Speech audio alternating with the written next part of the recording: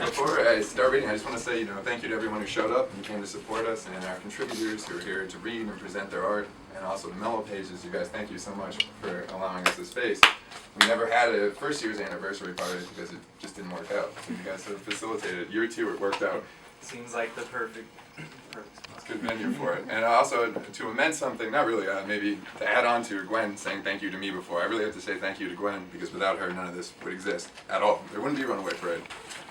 I wouldn't even be standing here, so give her a hand. She's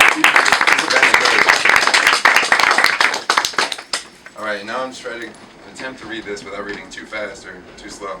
Probably going to end up reading too fast, but this is the first section of a story I wrote quite a while ago, and I've been working on. It's called The Last Ride of Captain Bill Buffalo. I've seen bodies come apart, split at the seams, heads left to stew in pools of cooling motor oil. In 15 years of driving ambulances, I've brought lights and sirens to bear on 1,350 bodies. They've come in different varieties: charbroiled, decapitated, bisected, waterlogged, deep-fried, smashed, crushed, and squashed. I've seen wounds, some self-inflicted, drawn with surgical scalpels, electric turkey carvers, hacksaws, barbed wire. Others gifted, bestowed by staggering husbands on the wives who asked them to take it easy on the vodka. Wounds heal from the inside out, Mark, my 7-year-old son, tells me. He learned this after shooting his sister in the hand with the pellet gun his mother bought him. Over the next month, he watched the wound scab over and then fill up with new skin, overlapping strands pulling together like my daughter's rainbow shoelaces. Yes, Mark, they heal, but only if they don't kill you. Every night, Mark wants me to chase fireflies, jump around with empty sauce jars, but under the moon I see bodies in my yard, lounging like frogs nestled in the moisture-laden grass. My wife sleeps around when she drinks, and every day after work she goes to Sharky's Cantina, ordering 3 salt-tickled margaritas. Gossip pulsates through this town, like vibrations filtered through the delicate tension sewn into a spider web. When my wife goes home with Michael Jordan, the 5-foot water polo coach, the spiders feel her movements. They scurry across silk tightropes, clicking their fangs, tap, tap, tap. They are the code talkers of suburban drags. Whore, harlot, slag, housebreaker, they whisper. Sometimes they speculate about why she leaves me alone at night. Small penis, bad rhythm, sweaty feet, booze, abuse, bondage fantasies. With her reputation, I can't even get a date, and I've chatted up large-breasted waitresses who cruise restaurant floors in short skirts, coaxing larger tips. I even asked Cherry Rogers for her number. She's new to town, crawled here to get away from some abusive stepfather, and I figured she wouldn't know about my situation. But when the words left my mouth, wrenched from my tongue by the pitcher of lukewarm beer, her eyes went straight to my crotch and she laughed.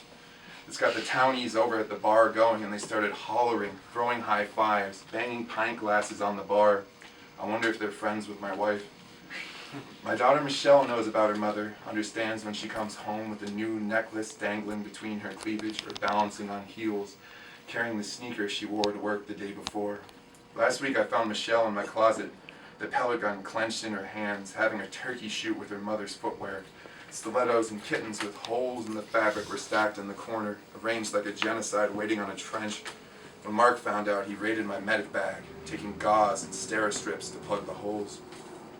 Mom's pulling a scarlet letter on you, Dad, Michelle says. Not exactly. She'd have to be pregnant for that, but I get what you're saying. Michelle knows her mother, knows this town. She dreams of her own fate, drunk, unhappily married, and fucking a midget who inherited $1 million from his grandfather. College could get her out of here, take her to Boston, maybe even New York City, but she hates school, and I spend my nights on the phone talking to teachers who say she sleeps through every class. Every day Michelle looks more like her mother, lips tightening into a scowl, hands quivering, hemorrhaging on the inside where I can't help. I'm not a surgeon.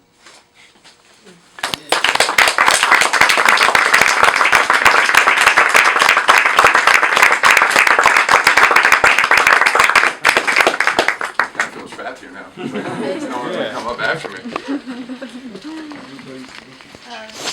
That's it. Thank you guys so much. You guys still got any beers left? We have beer, we have Kinda bugs. thirsty. Everybody drink one. Like money. Yeah, let's do it.